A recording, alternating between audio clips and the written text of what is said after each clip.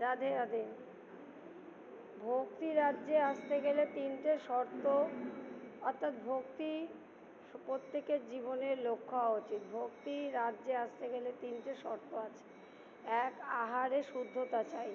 আহার শুদ্ধ না হলে চিত্ত শুদ্ধ হবে না, চিত্ত শুদ্ধ না হলে ঈশ্বরের প্রতি মন যাবে না, বিষয়ের দিকে মন বারবার করে বিষয়ী লোকের মতো এই সম্পত্তি বাড়ি ঘর এইগুলো নিয়ে মন পড়ে থাকবে। অর্থাৎ বিষয়ের সাথে থেকে থেকে আমি হয়েছি বিষয়ী পাড়া।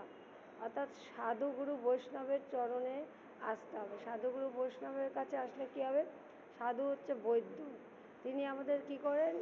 এই বিষয় কামনার থেকে বৈদ্য যেমন রোগকে হরণ করে, বৈদ্য কী করেন?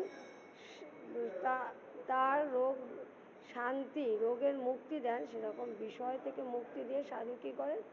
এই ঈশ্বরের প্রতি মন, যে মন 84 লক্ষ বার, একবার দুবার না, 84 লক্ষ বার পশু পাখি কীট পতঙ্গ কাঠ পশু পাখি উদ্ভিদ স্থাবর জঙ্গম হয়ে মানুষ হয়েছে। সুতরাং মানুষের লক্ষ্য হচ্ছে ঈশ্বর দর্শন, সাধুগুরু বৈষ্ণবের সঙ্গ করা। রাধে রাধে। এই দেখুন আমাদের মহাদেব পঞ্চমুখে রাম নাম গান থেকে যে রাম নাম করছে। রাধে রাধে রাধে রাধে রাধে রাধে। তো এই যে সাধুগুরু বৈষ্ণব দেখছেন, সব আরতি হচ্ছে। সাধুগুরু বৈষ্ণবের চরণে এসেছি। সাধুগুরু বৈষ্ণব হরিনাম করুন, হরিনাম হরিনাম করে জীবন সার্থক করুন।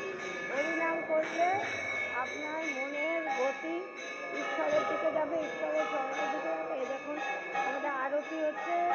রাধে রাধে। দেখুন আরতি দর্শন করুন। রাধে